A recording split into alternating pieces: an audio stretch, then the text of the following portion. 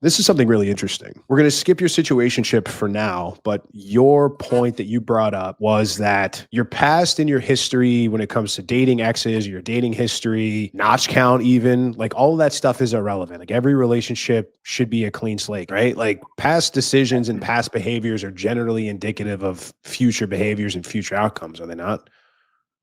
I think so. You make a good point. Like, say someone cheated, right? That might be nice to know, but are you then going to what are you gonna do with that information? Are you going to say, Well, "Oh, it depends. because that would Well, be I mean, Maybe. what would you do? You find out that the guy you're dating cheated on all of his exes. What would you do? I've never been in that scenario where I've asked someone if they've cheated or not. Let's just say you meet a guy, you're into him, you're like, hey, I want to take this next level. Let's get serious. Like, well, just so you know, I've cheated on every girl I've ever dated. What's your next move? I would probably blink at them and be quiet and try to, like, Just blinders, internalize. horse blinders. Well, it's like, how am I supposed to respond to that? Like, are you proud of it? Why are you telling me in such a He's like, I just want to be upfront. I just want to be honest. Like, I don't want this to come out later. You know, whatever. There's my past. Blah blah blah. Like, there it is. Cards are on the table. yeah, I think I might say, okay, do you plan on that not happening? Because I plan on that not happening. So as long as we're on the same page as that, then I'm gonna pretend you never said anything.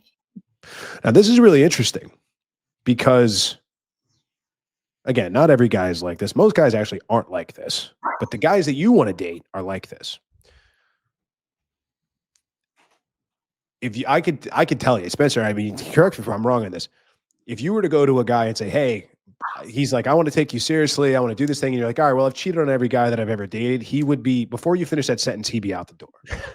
He'd be gone. Like, it'd be over, right? So, and part of this is because, and this is actually a really interesting answer because it goes into what we talk about a lot, but women seem to have a real problem with this and they get really angry, which is like, I don't like to bring it up that much, but I will for the sake of this discussion. It's interesting because women generally have a huge aversion to guys stepping out of relationships. They have a really big problem with it. Like if you're married or some guy has something on the side, or it's like, oh, like, yeah, we're a boyfriend and girlfriend, but you know, whatever, he's got side chicks that I never see, never hear from, which is super common in like most places of the world. Only in the West is it like one person, one man, one woman. And, you know, if you go to a lot of European countries, it's very common for a guy to have a wife and kids, but he's got like a chick or two on the side that he's just physical with. And so, well, your answer is really interesting because most women generally are like, if this guy is, I guess here's why it's interesting. Maybe not so interesting, Spencer, but it's like, as long as he's not running around on me, it's okay. Maybe that's it. Or as long as he's not going to do it and embarrass you, maybe that's it. But it's like, again, you're going to look past a guy's history and be like, oh, well, you're going to roll the dice and take that chance. I don't know. That's really interesting. Like, do you think, let me roll this into what I'm trying to say. I'll ask all the girls this. Like, let's say you have a guy that you're super, super into, love of your life. You know, he's that guy for you, right? You want to be exclusive to him. You want to marry him, have his children, have his babies. This is your ideal man.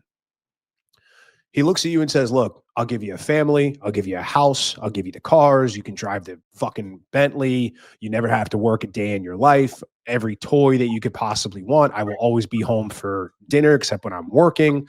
But every now and then, and you're not going to know about it. And I'm never going to embarrass you. I'm never going to risk an STD or bringing in another kid into the family that's not yours. But every now and then, I'm going to step out and get some exercise and, you know, have some fun on the side with other chicks. It's not going to mean anything. I'm not giving them anything. Yeah, I'm going to get some exercise. So what's your reaction to that? Would you be like, okay, or is that a complete deal breaker? Go to the fucking gym. Go to the gym. Yeah, I know. In the neighbor's house. You know what I mean. No. Trying to keep it PG. Trying to keep it PG for the kids that watch the show. I'm just kidding. No kid should be watching the show. This is NC-17. 18, if you're not 18, turn the computer off right now. No, go ahead. You know what I mean? Like, if you are doing your darndest, okay, for the kids, right? To make that man happy, that man better not be stepping out of his marriage Why not? to, like, I'm assuming it's marriage we're talking about, right? Sure. Or I mean, in this, sure. If that, like, your ideal scenario, if that's marriage, if that's long-term relationship, kids, whatever, like whatever your ideal scenario is, your ideal guy. And I'm talking about, this is the dude. This is the guy. He's the pinnacle, 10 out of 10. Every other man on the planet is now become invisible to you. This is your guy. This is like, No, I'm no. in, my number one guy. The answer is still no. Fuck Well, no. the Sorry. answer is, Okay. I don't want to share my treasure. You know, if he's my treasure, he's Yeah, but are you really? If I he's don't just like, look, Yeah. he's like, look, I'm not giving her any, I'm not buying her any bags. I'm not going to give her kids. I'm not going to pay for any of this. I'm not flying her anywhere around the world. It's like, Money's not everything, man. It is. It is. I've never received Oh my. like these gifts that you're talking about, like the bag and like the or whatever, like stuff, right? the protecting and the provisioning that you want, like your marriage, like the house, the kids, doesn't, maybe not the toys. I'm not talking about just materialism. I'm talking about, because the point that I'm trying to make is that women and men think about commitment and loyalty very different. Whereas, and this is something that we can kind of move on from this, but I will say this because I think it's educational, but because there's never any women that generally are going to agree. But I don't think that this man generally exists that's going to be this number one top percent high value guy that has all these options with different women. And he's going to be, what's that?